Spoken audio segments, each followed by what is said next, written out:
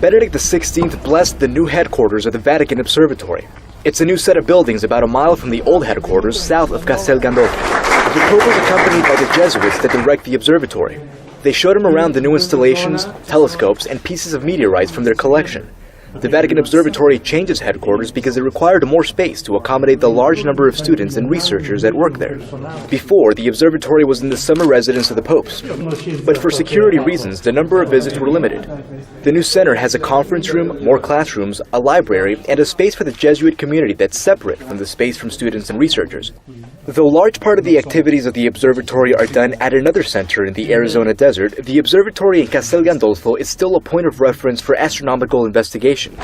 With their observatory, the Vatican is securing a place in the area of world astronomical research. I showed that, of course, because there's somebody in there that I hope you recognized.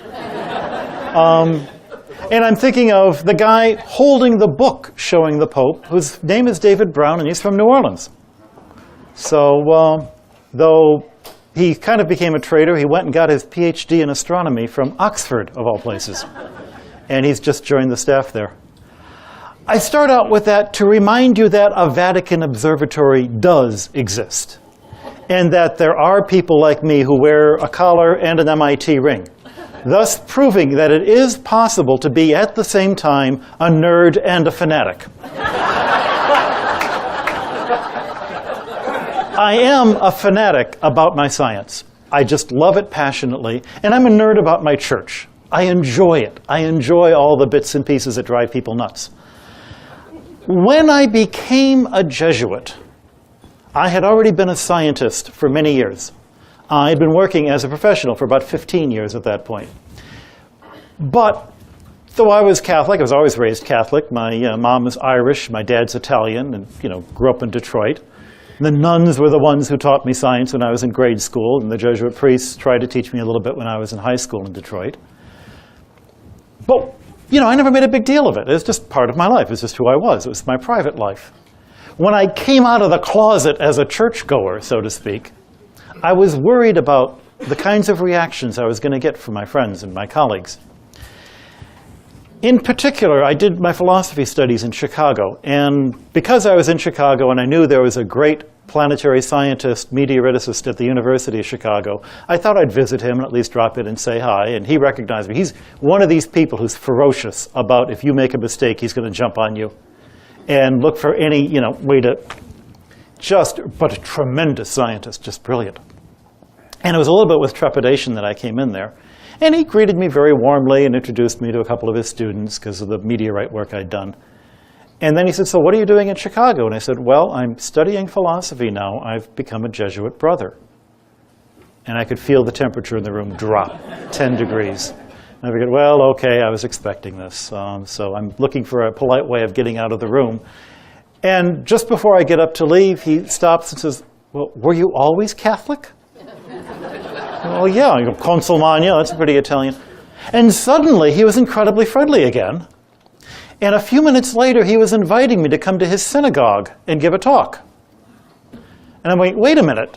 I thought you were I didn't say this out loud. My first thought was, I thought you were anti-religion, and that's what suddenly dawned on me.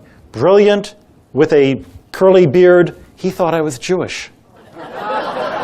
He thought I had left Judaism. It's not that he was anti-religious. He was very pro-religious. And it was only when he realized that I hadn't violated his religion that he said, this is a fellow soul. I found this over and over and over again. People would come up and say, you go to church? Let me tell you about the church I go to. And a lot of the times my reaction was, you go to church? Boy, you'd never know it. But I recognized after a while that the proportion of people who actually do science on a day-to-day basis, not the ones you see on TV, but the ones who do the actual work, the proportion of those who are believers and the proportion of those who are churchgoers is probably no different from the average population from which they come. In Great Britain, when nobody goes to church anymore, it's maybe 10%. In Chicago, I'd say maybe 50%. To me, this was a revelation, because I kind of had thought I was the only one. And my being around was a revelation to them, because they kind of thought they were the only ones. Then something else happened while I was in Chicago. I was asked, because I was doing my philosophy studies at Loyola University Chicago, one of the 4 Loyolas in this country, and said, would you like to help out in the RCIA program? This is the basically adult education for people who want to become Catholics. And there was a young engineer whose wife-to-be was Catholic, and he thought he should become a Catholic before they got married. So could I be his sponsor? Great, you know, a fellow a techie, we could talk together. And I went to every one of these meetings along with him, and I thought they were pretty well done. You know, the people running it were all about spirituality and coming closer to God and getting to know God better and accepting that God loves you and accepting that you're a sinner and accepting that those two things are not a contradiction.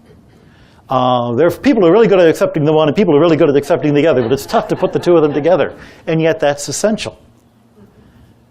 But every time we'd walk out, he would look more and more puzzled. And I said, so finally we sat down, what's the problem? He goes, well, all this stuff is good, but like, when are they going to tell me the rules? What am I supposed to do? He was an engineer. He was looking for the rules in life. He was looking for the stated set, you know, you are a Catholic if you do the following 12 things. And I kind of understood where he was coming from because I know engineers. I hang out with engineers. I went to school with engineers. I got 2 degrees from MIT. I, you know, hung out in the science fiction club all the time, listening to them discussing the great questions which you only find discussed in science fiction. And in fact, it was at a science fiction convention. I go to these all the time because I love science fiction, and these are my people. Also, it's the one place you can go where you look like me and everybody thinks you're skinny. And a couple I knew, she had gone to MIT, and I'd known her then, and then her husband, who had also gone to MIT, came up to me afterwards and said, Guy, could we talk about something? And I go, okay.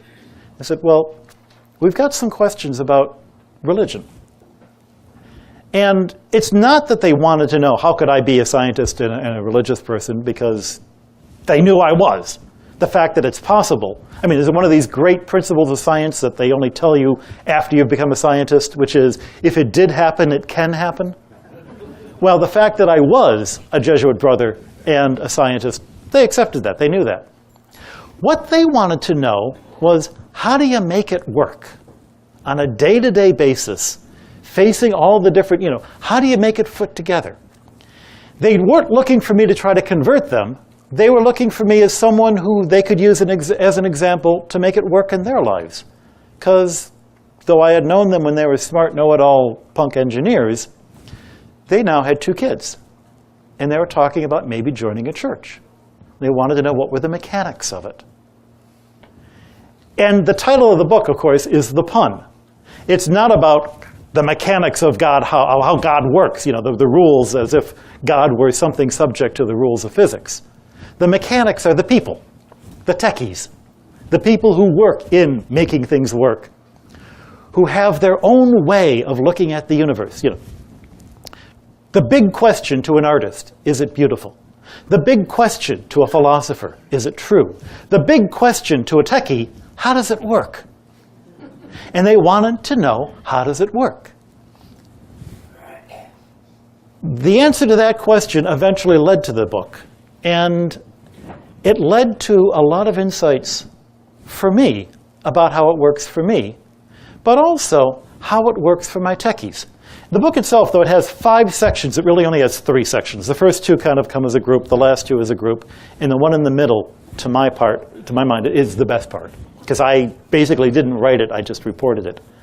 The first 2 sections are the reflections I had based on the philosophy training that they gave me in Chicago about how the universe looks different when you're a techie.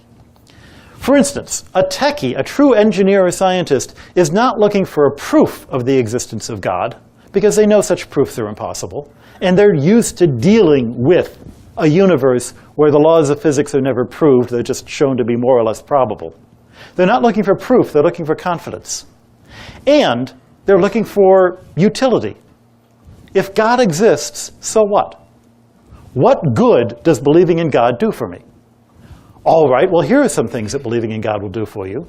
It's useful for this, this, this. It helps explain a few of the big questions we have. It's not a proof that that's the only explanation, but it's a useful explanation. And the fact that it explains the why is there something instead of nothing question. You can postulate the existence of God and say, oh, well, that's one possible answer. The what is it that I'm yearning for at 3 in the morning when I'm lying in bed saying, there's got to be something that that drives me, that gets me up, that makes me want to do what I want to do. That's the source of my joy. Where is that coming from? The German theologian Karl Rahner calls it the Worauf hin and the Win auf her, and it's impossible to translate those things into English. I tried. But it's basically, what is that thing out there that I'm searching for, and why is there something in me that makes me want to search for it? As an example, say your religion is Elvis, and you're mad for Elvis, and you find your meaning in life, watching Blue Hawaii over and over and over again. Elvis is not your God. Elvis is your religion, because Elvis is what you use to bring you to whatever it is you're searching for. And the fact that it's not perfect, that you still go to bed lonely tonight, is only part of, doesn't disprove the existence of the God. It just shows that the Elvis religion can only carry you so far. Everybody's got something that they live for, whether it's sports teams or sex and drugs and rock and roll or building better iPods or whatever. Why do we have this? How is it that cats and dogs manage to survive without it? If you postulate the existence of God, you can come up with an answer. It doesn't prove God exists, but it shows the utility. If you ask, what am I supposed to be doing in life? Why am I here? Again, you might just say life is meaningless, get used to it. Or you might say, there is somebody watching what I do, scoring me on it, and laughing when I really do things ridiculous, and going, no, no, no, and the other times. And you realize after a while that your religion is not telling you, don't do that, but your religion more often is saying, no, don't do that. Again, you can postulate the existence of a God, and you have a way of coming up with an answer to those questions. It's not a unique answer. You could postulate other answers. People do postulate other answers. But that's why God's useful. That's a techie question and a set of techie answers. Why do I need a religion to do that? Why can't I just find Jesus on my own? Well, how would I ever have heard of Jesus if somebody hadn't told me about it? Somebody had to print the Bible if I'm going to use the Bible. The Bibles came from someplace. Where'd they come from? A scientist or an engineer can view, and I've heard this, can view religion like they view the big corporation they work for. They don't care much for the corporation. They think the CEO's an idiot. They have no respect for the marketers, but it gives them a place, it gives them a sandbox where they can play. And, to them, the preacher in the pulpit is like the Dilbert's pointy-haired boss. But they'll put up with it in order to get the things they want. Well, what are the things they want out of a religion? As I pushed further and further into this, I began to realize one of the essential, interesting things on this exploration of the techie view of religion is that there are techies and there are techies. There are scientists and there are engineers. And when it comes to this very practical point of view, they can be very different. For instance, engineers suffer a lot from what I call smartest guy in the room syndrome. The engineer is more often than not the smartest guy in the room, at least in his own mind. And when you're the smartest guy in the room, what's the point of listening to anybody else? And thus, when you're the smartest guy in the room, the fact that everybody else thinks that something is ridiculous doesn't mean anything to you, because, the fact that I'm smarter than everybody else means that I can believe something that everybody else believes is ridiculous. So these are the guys who are, it's engineers who believe in UFOs more than anybody else. It's engineers who believe in the face on Mars. And sadly, it's often engineers who fall for the most transparent fake versions of Christianity. The guys who, anybody else, you'd go back and you can see that, he's got tilt written across the front of his head. How could you listen to that preacher? But they buy into it because they're so used to being smarter than everyone else that no one can tell them otherwise. Another thing about engineers that you don't run into in science with scientists is they're sticklers for the rules. I don't know if you've ever run into a preacher, especially in a church where there's a lot of ritual and rite, the Catholic Church. Imagine an engineer who's a priest. He's going to make sure that every rubric is followed exactly. 3 steps to the left. I have to hold my hands like that. If I hold my hands like that, it's not valid. They view the world as a giant computer program, and if you drop one semicolon off the end of one line, the entire program is going to crash and it won't function. And even though intellectually they know better, in their heart of hearts, that's the way they act. One of the great fallacies of the engineering point of view is the idea that I can earn my own salvation by following all the rules. If I do everything that's in the Bible that I'm supposed to do, God's got to have to let me into heaven. Because he promised. It wouldn't be fair otherwise. But nonetheless, it's me doing it. Because I don't trust that God to forgive me. I've got to do it myself. And that leads to either this incredible arrogance when you say, well, I've made it and sorry about you guys. Or worse yet, if they're a little more self-aware and they realize, I screwed up again, the same way I've screwed up every time the last 20 years. I'm hopeless. I'll never make it. No one could ever possibly forgive me. Both of those are peculiarly tied into the worldview that sees everything in terms of cause and effect, who sees every action as earning or not earning something. I knew one guy who was madly in love with this girl, and it was Valentine's Day. He went out, even though this was in Boston, he found a place that would sell roses. You can imagine the cost of roses on Valentine's Day in Boston. Bought her a dozen roses. And he said, if that doesn't do it, nothing will. He was right. Nothing will. I have to say, as a postscript to the story, eventually he met the right woman, and they're madly in love after, 30 years now. All of this fed into some presuppositions I had about why and how techies would behave in a church. I thought, what is it that's appealing to me? What might be appealing to other techies? Well, what can churches do that other things can't? They have sacraments. It's a function.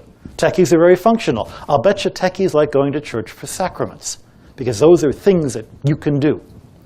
Techies are very independent. They're sort of antisocial, although they work together a lot. No scientist publishes a paper on his own or her own. I had a lot of these different preconceptions, and I wrote them all up in an article in the Jesuit magazine called America, and that came out in early January of 2005, something like that. After the article was published, as a good scientist, I thought to myself, well, now that I've published the paper, maybe I should collect the data.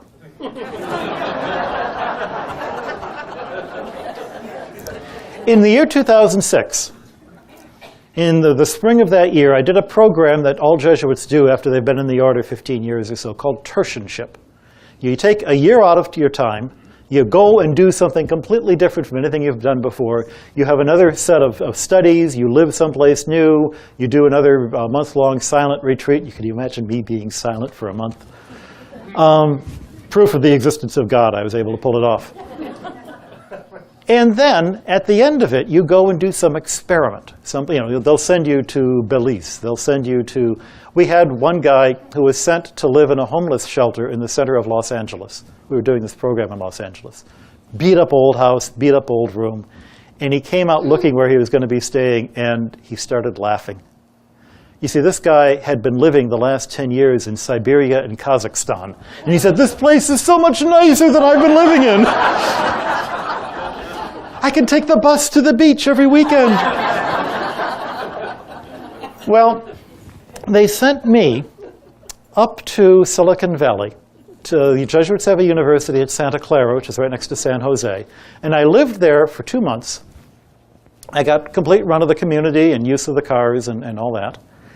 And while I was there, my project was to talk to techies, scientists, engineers, academics, students, adults. I started with my friends, and then friends of my friends, and then people that they referred me to. I have this big community of friends in Chicago who call themselves General Technics. They met when they were at Lane Technical High School, and then went on and studied together at the University of Illinois or Michigan Tech. And they stayed friends over all these years, meeting up at science fiction conventions, talking about the latest things they're working on. And some of these people have become quite prominent in their field, and people who have gathered on with them, who are friends of friends and have joined the group. So there's a technology security expert named Bruce Schneier, as people in the room might know. He's part of the gang.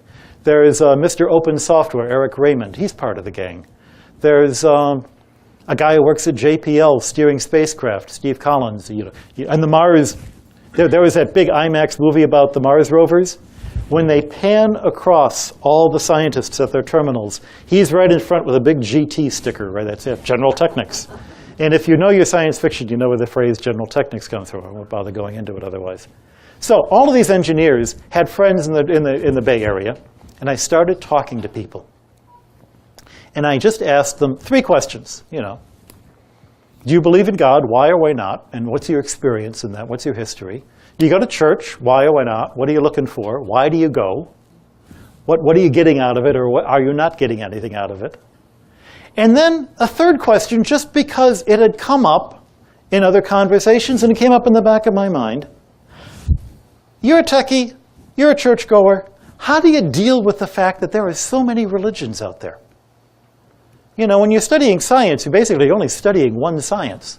Everybody learns the same physics, pretty much out of the same book, all over the world, except for quantum physics, where nobody believes in any 2 things. And I once was at a science fiction convention with Robert Sawyer, who's a science fiction writer from Canada, and we proposed a new universe where everybody believed the same religion, but every culture and nation had its own version of physics.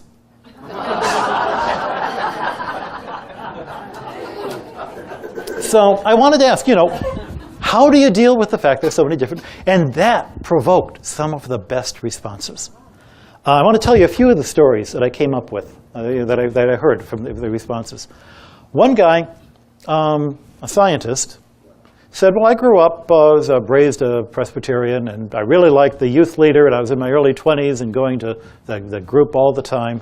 And one day he brought in a Catholic priest and a Jewish rabbi to tell us about their religion. And I thought, the Catholic priest, actually made a lot of sense.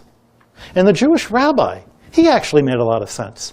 And our own leader, he made a lot of sense. And I thought to myself, well, they can't all be right, so they must all be wrong. And he stopped believing. And I'm going, logically, I can see that's absurd. But there's something about me as a scientist where that's, I see where you jumped to that conclusion. Where did that come from? It was only after thinking about it for a long time that I realized that's not engineering thought this time, that's science thought. Where you choose a class of possible solutions, you test the simplest one. If that doesn't work, then you throw out the entire class. Or if you can't see an improvement from one to the next, then you assume there's no difference and there's no content. And therefore, it's not leading you anywhere, and you throw out that. It's a way of doing science, but of course, it's a bizarre way of doing philosophy. I had another couple. They were in an interesting situation. They were church shopping. He was raised Unitarian, and he was a fallen away Unitarian, I guess you'd say. And she'd been raised Catholic and had all sorts of bad reactions to it. But they got 2 kids, looking to the point, kids are asking the questions. Both of them felt a lot of deep spirituality. and they were trying to find a religion that was appropriate for the kids. So they were going down, what are the things we're looking for? She was a medical doctor, he's a mathematician and scientist. And they were comparing. Well, she wanted something, a liturgy that had an emotional content. Chants and drums was the way she said it. He wanted something that was intellectually coherent. Though she's a very smart person and would not accept a stupid religion, and he was a sensitive person with a sense of artism, art to him, and he wouldn't like an ugly liturgy. And they said, you know, the big name brands are pretty reliable because if they've been around for a few thousand years, they probably got something going for them.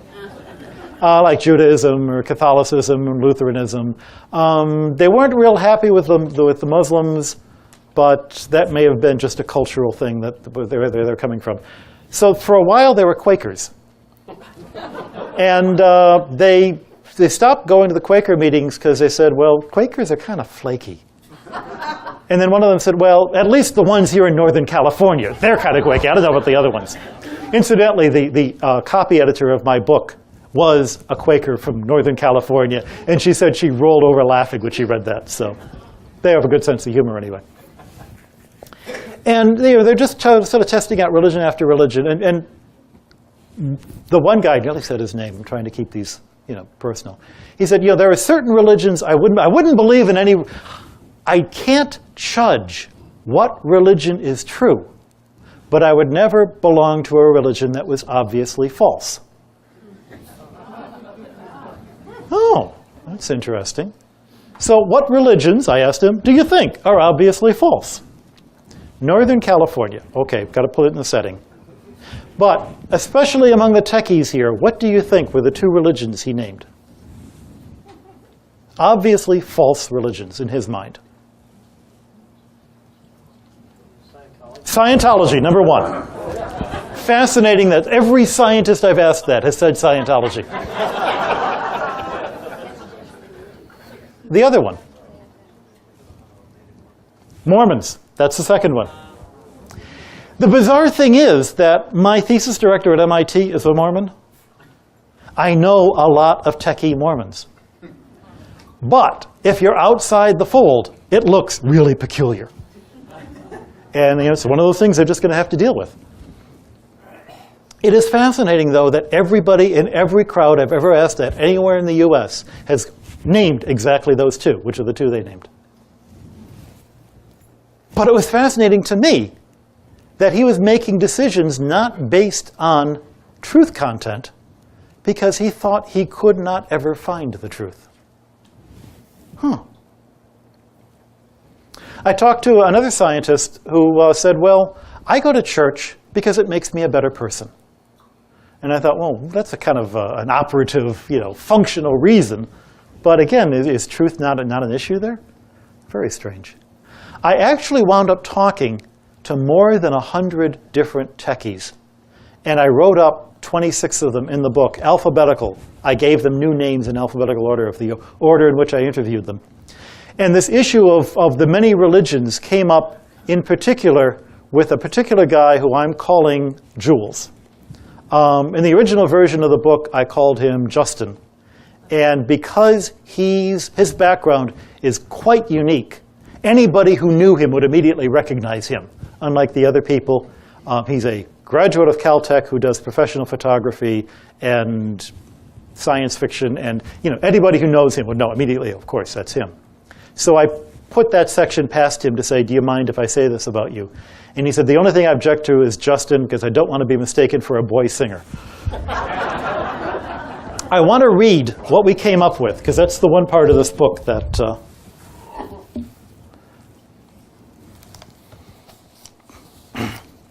In true techie fashion, he and I start to outline and enumerate the different ways that we see techies approaching the many religions question. Number one, they can't all be true, so they must all be false. You heard that one before. Number two, they are all true. All religions are true, just different descriptions of the same truth. After all churches must be equally true because they all essentially teach the same thing. Now, this is especially obvious if you view religion as essentially a source of ethical rules about human behavior rather than theological truths about God. And then you make the techie assumption that content equals rules. So, if all your churches come up with the same rules, they must be based on the same content, and thus they must all be the same. There was a guy I had interviewed who had been raised a Catholic and then left the Catholic Church when he was a teenager because he said it had too many rules. And then he got married and he joined his wife's church, and now he's a Seventh-day Adventist. Like, too many rules? But he was an example of that. They're all the same rules, okay. 3, different religions are like different computer operating systems. They're adapted to different computer platforms. Which one's right for you depends on how you are wired. In other words, the choice of your religion and the choice of what religion you should follow depends on your personal history, your internal needs, your genetics, the general question of what you're trying to get out of the religion. And this isn't the same as rule number 2 that says all the religions are the same, because it says that, well, all religions are equal. One religion is better for you and a different religion is better for you. And like computer systems, some religions have more features than others, but at the cost of a higher overhead and the greater possibility of bugs. Again, the unspoken assumption is that what's important in the differences between religions has nothing to do with how close their theological descriptions of God correspond to reality, either because those differences don't exist or because they're impossible for us to judge. Differences too subtle to be detected by us, lost in the noise of our human limitations. Number 4, possibility number 4. Different religions are different approximations of the truth. But some approximations converge on the truth faster than others. If you know the mathematics of convergent equations, this makes perfectly good sense. The guy who described this to me was a mathematical engineer. To the rest of the world, you go, huh? Never mind.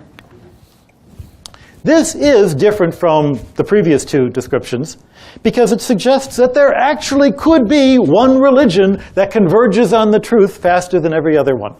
In that case, it would be the better religion in the sense of being more useful, more util, if not necessarily truer in the long run.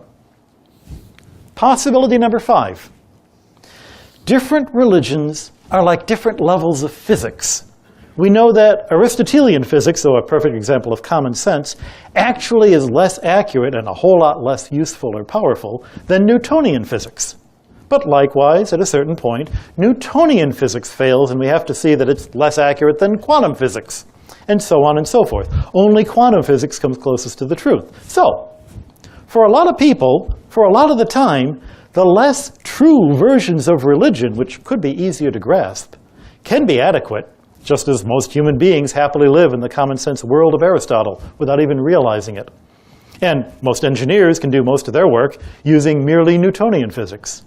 But at the end of the day, and especially evident in the hardest and most extreme cases, those other versions of physics will fail to give an accurate description of the truth. Of the 5, the last one is the only one that suggests one religion really does more closely match the truth. And we can argue about which one that is.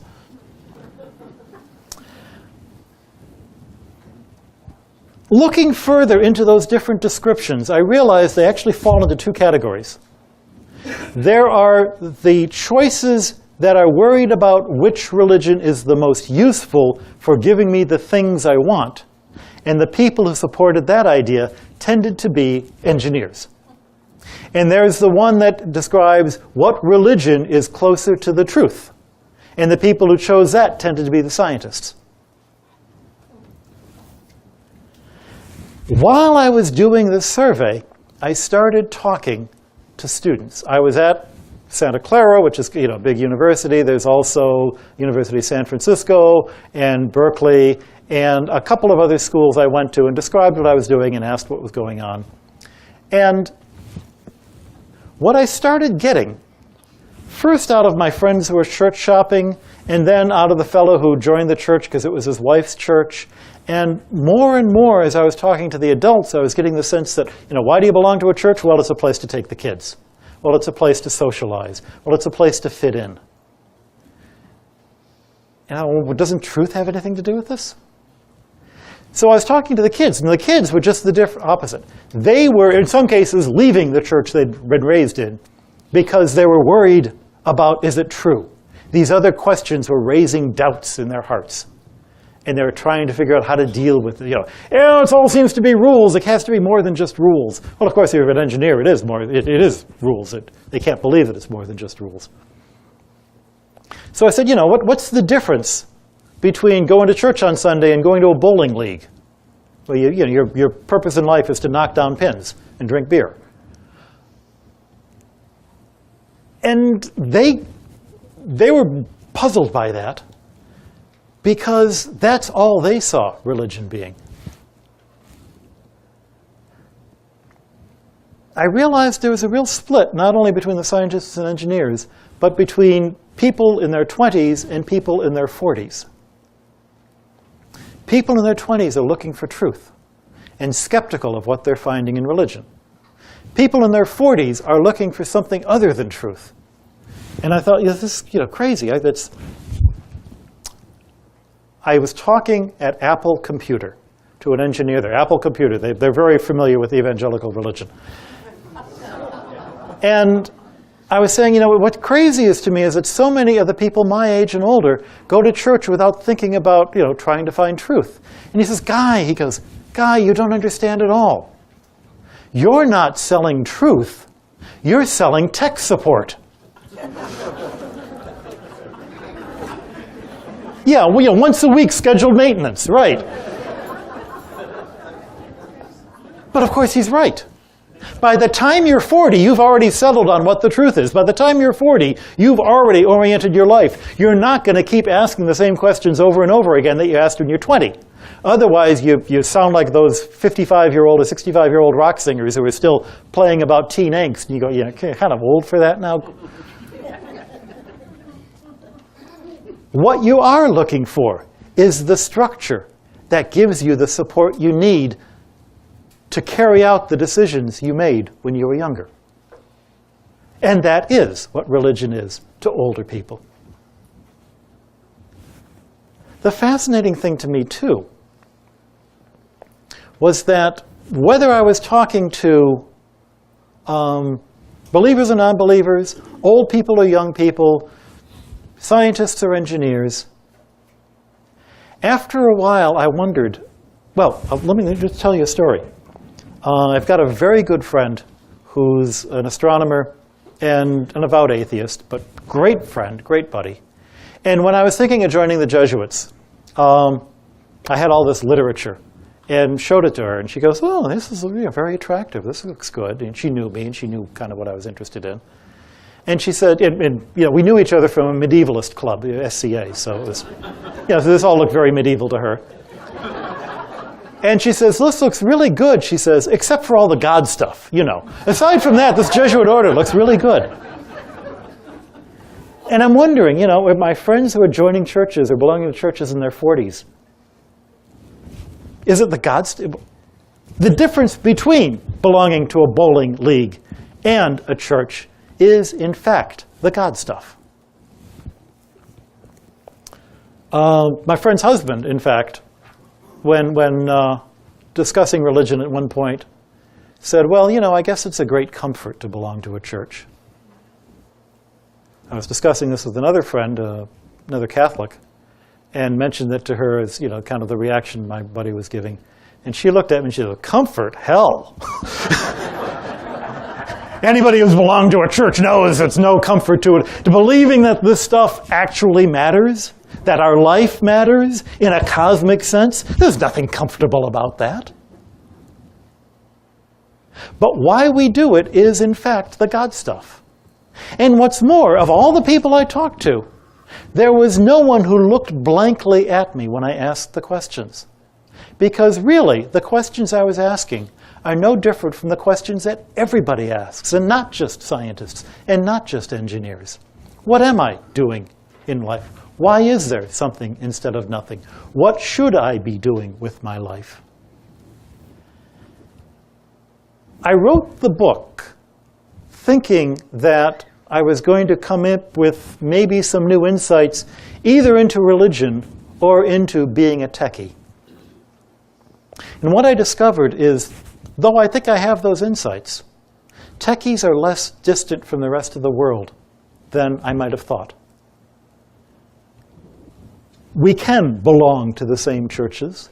We can contribute to our parishes, though I have to put in a plug here. Anybody who's active in a parish of one sort or another, look around and find the techies among you and invite them to become, set up a telescope in the church parking lot some Sunday evening. Seriously. One of the big issues that we have in this world of science and religion is that there's way too many religious people who are afraid of science. And the only people who can convince them otherwise are scientists who happen to belong to their church, because it's only those people that they're going to trust. I'll tell you a story that's not in the book, but an important moment in my life.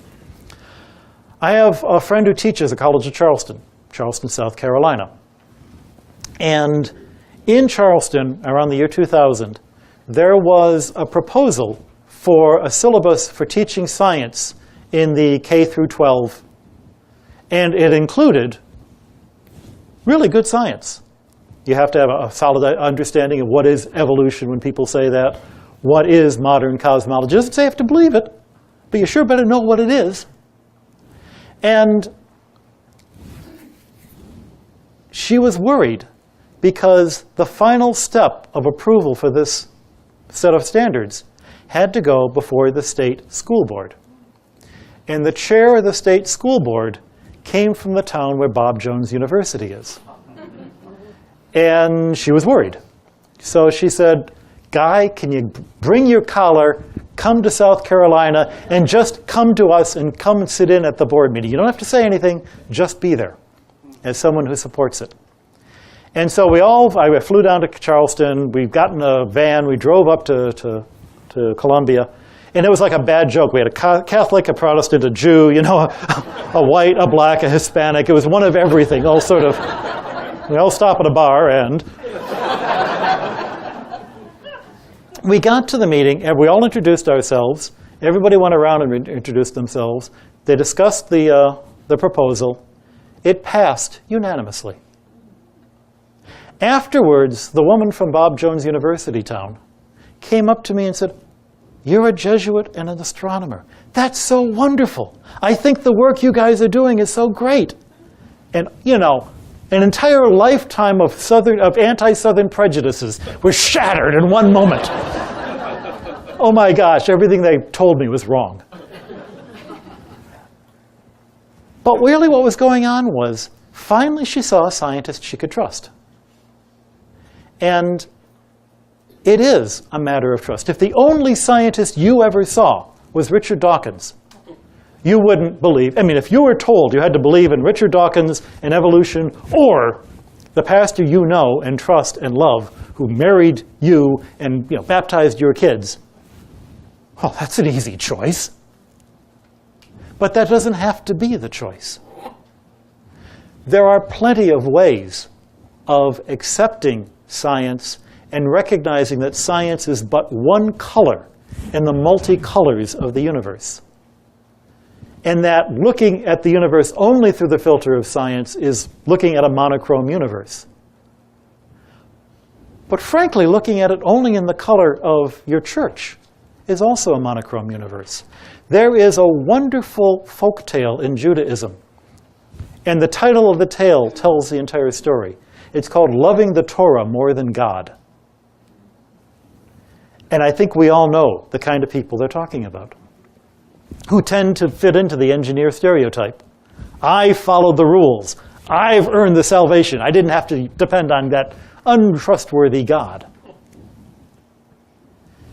In the same way, scientists who are willing to stand up for science among their church people will bring more than one color to the universe, and it enriches your faith, just as your faith enriches what science you do and why you do it. That's my story of the mechanics of God, and I'm open for questions. Thanks for coming.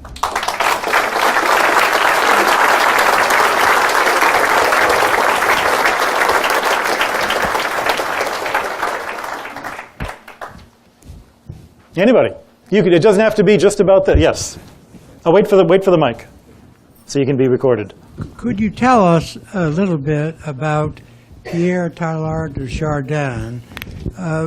He was a Jesuit like yourself and a scientist, and he, I believe, resolved some of the problems between religion and the church and scripture and so on. But I've read about him, and what I've read about him tells me he was a very remarkable and unusual man. Yeah, Teilhard de Chardin is a remarkable man, and he's actually buried in New York. He happened to be in New York City when he died, even though he was a French scientist who spent most of his time in China. And he was an evolutionary biologist and a Catholic priest, and worried about, he was one of the people involved in the discovery of Peking man, if you know your whatever that is, anthropology. He was a remarkable man. At the time that he was writing, he was viewed in some suspicion in some quarters of the church. The director of the Vatican Observatory, who just retired, George Coyne, tells the story when he was a young Jesuit studying. And there were a number of scientists among the Jesuits studying for their theology degree so they could be ordained. The director of the Theologate called in all of these young Jesuit scientists and said, "Here's a series of books by Chardin. We've been instructed by Rome to warn you about these books. So I'm putting them on a special shelf over here in the library so that you can know that they're there and don't stumble onto them by mistake." In fact, both John Paul II and Benedict XVI have quoted Chardin at great length with great approval. Part of Chardin's difficulty, though, was that he wrote 100 years ago. And what he was reconciling was early 20th century philosophy, much of which didn't survive World War I, and an early 20th century view of biology, which has also developed since then. I think, to my mind, the most important thing about Chardin was not necessarily the answers he came up with, but the process he went through saying, religion can learn a lot, thinking of the universe from an evolutionary point of view. In fact, St. Augustine did the same thing 1,500 years earlier.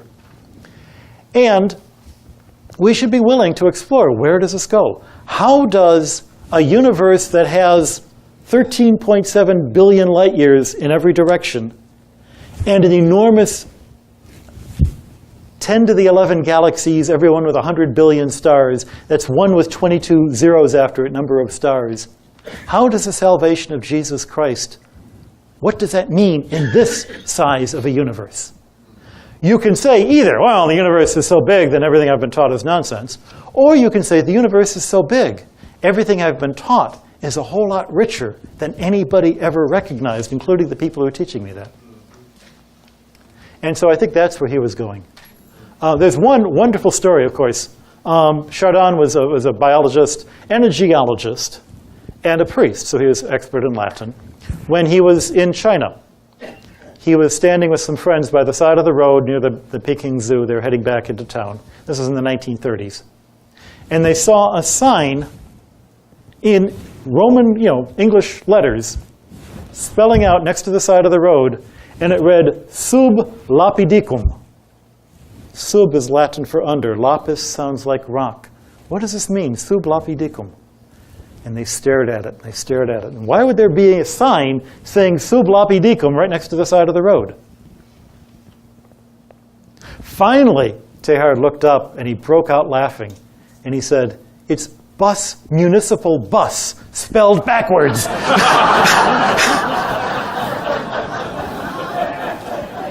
So sometimes it's helpful to be able to look at things from a totally different point of view. Other questions?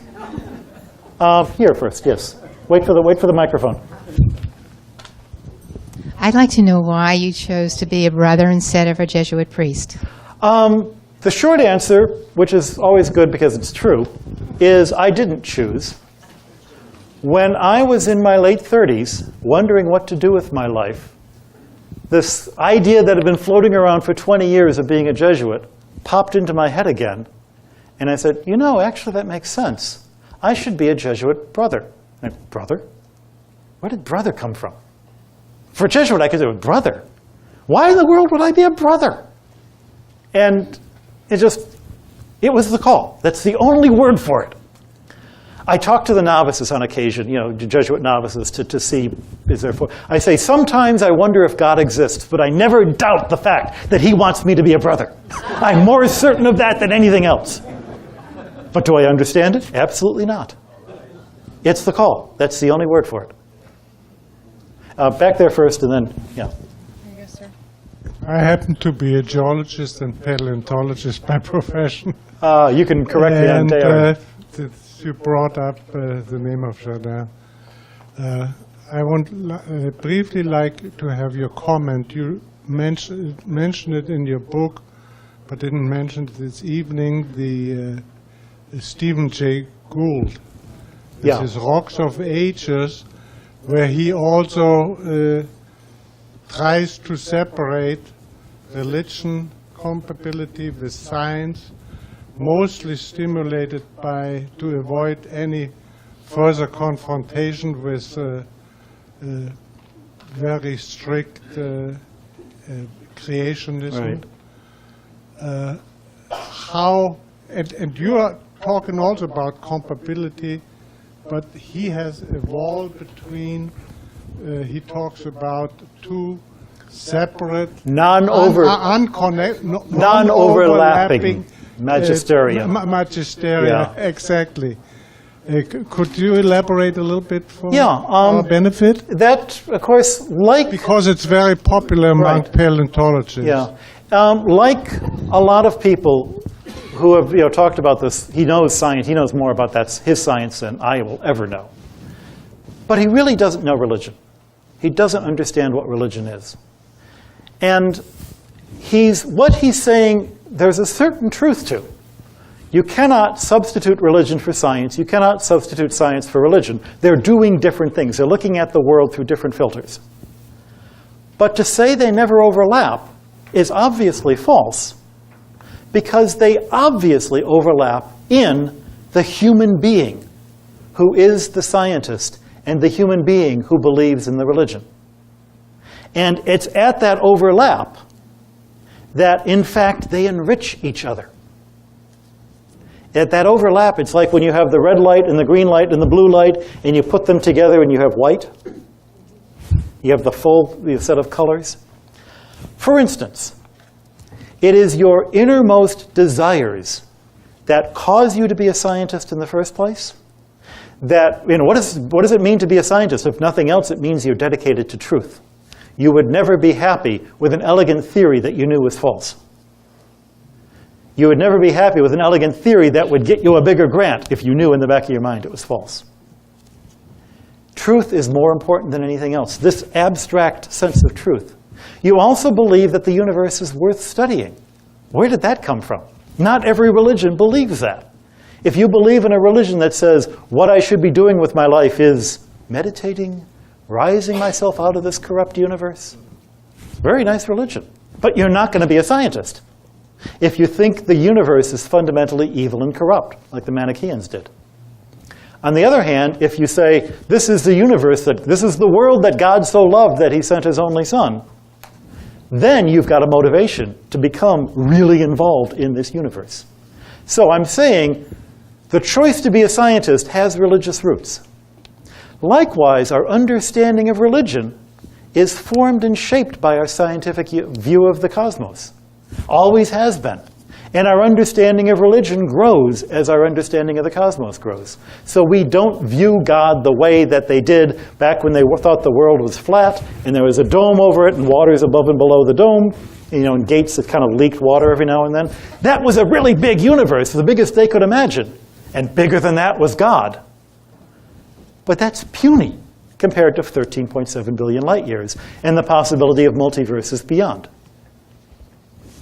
So They do overlap, not in the sense of one substituting for the other, but each supports the other. I'll put it another way, too. Most of what we know is by analogy. Most of what we know is, I experience this, I make sense of this new thing I've experienced on the basis, oh yeah, it reminds me of. So you know, when people go to London, I hear this all the time because I've been traveled a lot. They walk down the streets of London, boy, this sure reminds me of Houston.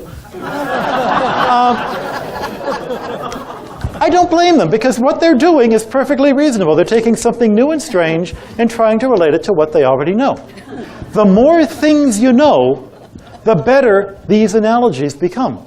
So knowing religion in many ways helps me understand what's going on in science. Knowing science in many ways helps me understand what's going on in religion. I mean, anybody who can understand Catholic theology, quantum physics is a snap. So, that's where I'd go with that. We had one more question here, and then that's probably going to be the end of it, because it's already 7 o'clock. Yes, you slipped in two scientific ideas of UFOs Yeah. and the face on Mars. Right. And being here in Pensacola and also Gulf Breeze being a UFO hotspot, I was dear. wondering if you can comment on the Vatican and the Catholic Church views on ufology, and also maybe some of the teachings of Monsignor Balducci, and also relating even the Vatican's or papal being interfaced with some of the extraterrestrial Sure. entities and things. Yeah, well, that Monsignor has gotten a lot of coverage. There are lots of Monsignors. I like to say that, and there are lots of statements that claim to come from the Vatican. So you don't hang your entire theology on one particular person's statement from someplace. They don't all carry the same weight. I was asked by a group called the Catholic Truth Society, which sounds very ominous, except in fact it's a well-known publishing house in London. It's been around for a couple of hundred years. And they asked me to write a little booklet like you buy in the back of churches, 10,000 words, what the Catholic Church teaches on aliens. And I said, they don't teach anything about aliens, one way or the other. You know, how can I do that in 10,000 words? But I did. And what we found, and I dug in and started trying to find out what other people said. Certainly, when it comes to UFOs, if you take what the letters UFO stand for, unidentified flying object, there are lots of things in the sky, lots of things that we don't identify easily, and they're objects. Of course, in that sense, they are UFOs. Once you identify them, they're no longer UFOs. If you identify them as, little green men from Mars, then they're no longer UFOs. They're now spaceships with little green men from Mars. I have a certain hesitance to jump in feet first and say, no, it's all fake. Even though in the back of my mind, that's what I think. And the hesitance comes from this. I work in meteorites. For several hundred years, the best scientists scoffed at the idea that meteorites, rocks, actually fall from the sky. President Tom Jefferson, who fancied himself a scientist, is quoted as having said, I'd rather believe that Yankee professors lie when they reported a meteorite fall in Connecticut. I'd rather believe that they're telling lies than that rocks actually fall from the heavens. But we now know they do. And so we had to change our mind. Things that we thought were impossible turn out to not be impossible.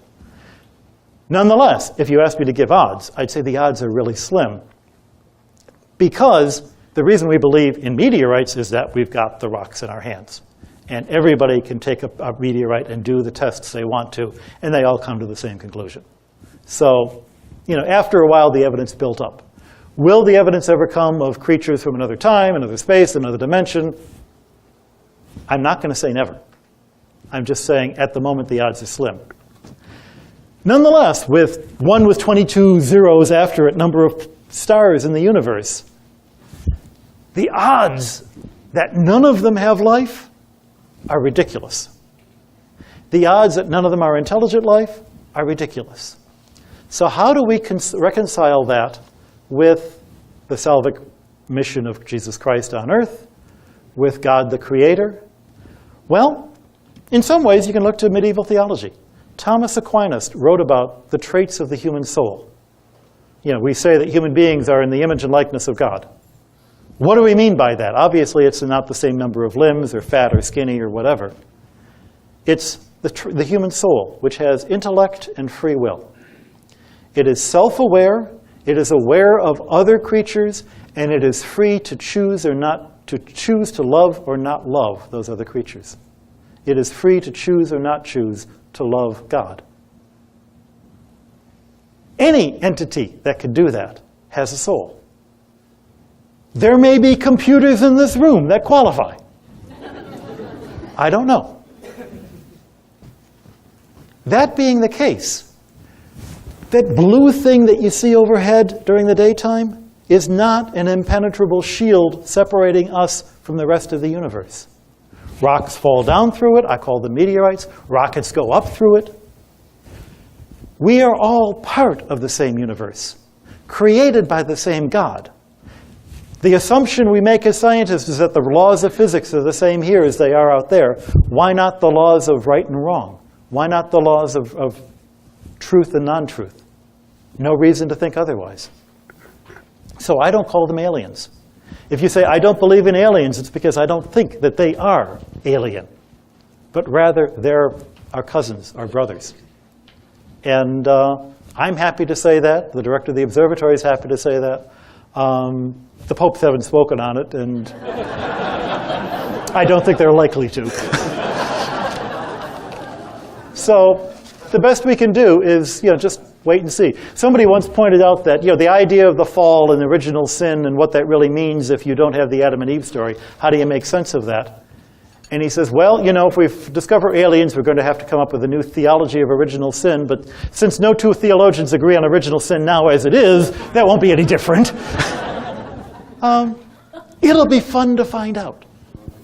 But we're going to have to wait and see what the universe tells us, rather than trying to impose our expectations on the universe. God has a way of surprising us, and that's why it's so much fun to be a scientist. Thanks, you all.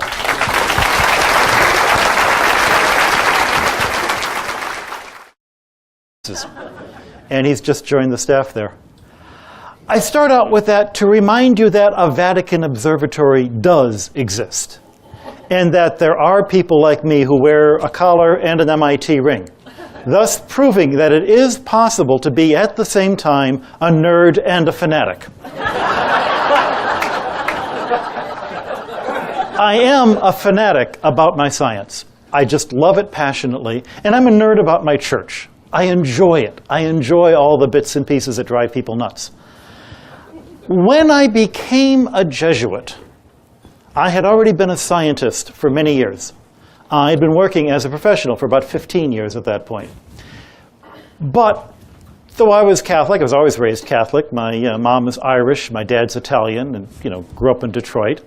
And the nuns were the ones who taught me science when I was in grade school, and the Jesuit priests tried to teach me a little bit when I was in high school in Detroit. But, I never made a big deal of it. It was just part of my life. It was just who I was. It was my private life. When I came out of the closet as a churchgoer, so to speak, I was worried about the kinds of reactions I was going to get from my friends and my colleagues. In particular, I did my philosophy studies in Chicago. And because I was in Chicago and I knew there was a great planetary scientist, meteoriticist at the University of Chicago, I thought I'd visit him and at least drop in and say hi. And he recognized me. He's one of these people who's ferocious about if you make a mistake, he's going to jump on you and look for any way to but a tremendous scientist, just brilliant. And it was a little bit with trepidation that I came in there. And he greeted me very warmly and introduced me to a couple of his, I'd say maybe 50%. To me, this was a revelation because, I kind of had thought I was the only one. And my being around was a revelation to them because they kind of thought they were the only ones. Then something else happened while I was in Chicago. I was asked, because I was doing my philosophy studies at Loyola University Chicago, one of the 4 Loyolas in this country, and said, would you like to help out in the RCIA program? This is the basically adult education for people who want to become Catholics. And there was a young engineer whose wife-to-be was Catholic, and he thought he should become a Catholic before they got married. So could I be his sponsor? Great, you know, a fellow techie, we could talk together. And I went to every one of these meetings along with him, and I thought they were pretty well done. You know, the people running it were all about spirituality and coming closer to God and getting to know God better and accepting that God loves you and accepting that you're a sinner and accepting that those two things are not a contradiction. There are people who are really good at accepting the one and people who are really good at accepting the other, but it's tough to put the two of them together, and yet that's essential. But every time we'd walk out, he would look more and more puzzled. And so finally we sat down, what's the problem? He goes, well, all this stuff is good, but like, when are they going to tell me the rules? What am I supposed to do? He was an engineer. He was looking for the rules in life. He was looking for the stated set, you know, you are a Catholic if you do the following 12 things. And I kind of understood where he was coming from, because of the meteorite work I'd done. And then he said, so what are you doing in Chicago? And I said, well, I'm studying philosophy now. I've become a Jesuit brother. And I could feel the temperature in the room drop 10 degrees. And I figured, well, okay, I was expecting this. So I'm looking for a polite way of getting out of the room. And just before I get up to leave, he stops and says, well, were you always Catholic? Well, yeah, you know, Consolmagno, that's pretty Italian. And suddenly, he was incredibly friendly again. And a few minutes later, he was inviting me to come to his synagogue and give a talk. And I'm like, wait a minute. I thought you were I didn't say this out loud. My first thought was, I thought you were anti-religion, and that's what suddenly dawned on me. Brilliant, with a curly beard, he thought I was Jewish. He thought I had left Judaism. It's not that he was anti-religious. He was very pro-religious. And it was only when he realized that I hadn't violated his religion that he said, this is a fellow soul. I found this over and over and over again. People would come up and say, you go to church? Let me tell you about the church I go to. And you know, a lot of the times my reaction was, you go to church? Boy, you'd never know it. But I recognized after a while that the proportion of people who actually do science on a day-to-day basis, not the ones you see on TV, but the ones who do the actual work, the proportion of those who are believers and the proportion of those who are churchgoers is probably no different from the average population from which they come. In Great Britain, where nobody goes to church anymore, it's maybe 10%. In Chicago, I know engineers. I hang out with engineers. I went to school with engineers. I got 2 degrees from MIT. I, hung out in the science fiction club all the time, listening to them discussing the great questions which you only find discussed in science fiction. And in fact, it was at a science fiction convention. I go to these all the time because I love science fiction, and these are my people.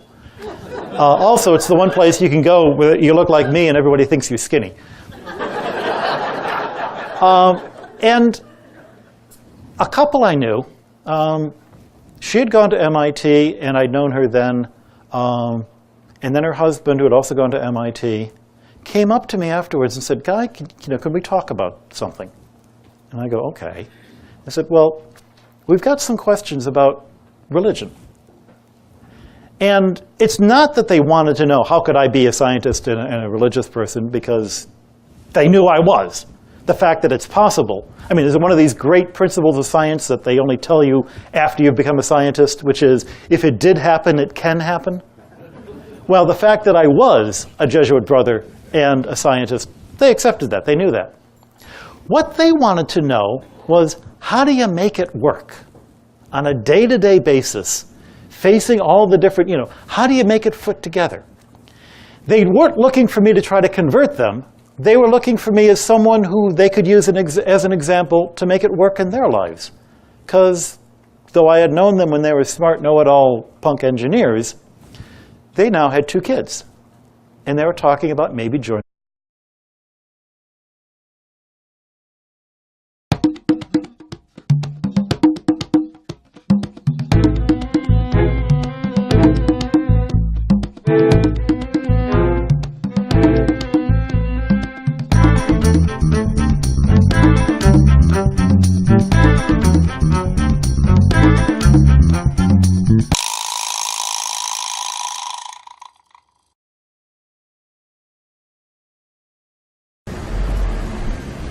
Benedict XVI blessed the new headquarters of the Vatican Observatory.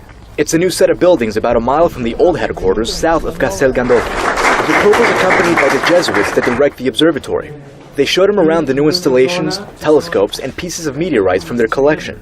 The Vatican Observatory changed its headquarters because it required more space to accommodate the large number of students and researchers that work there. Before, the observatory was in the summer residence of the popes, but for security reasons, the number of visits were limited. The new center has a conference room, more classrooms, a library, and a space for the Jesuit community that's separate from the space from students and researchers. Though large part of the activities of the observatory are done at another center in the Arizona desert, the observatory in Castel Gandolfo is still a point of reference for astronomical investigation.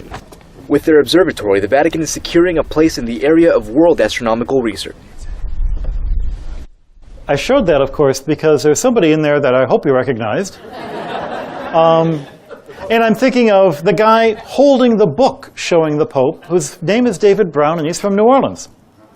So, though he kind of became a traitor, he went and got his PhD in astronomy from Oxford, of all places.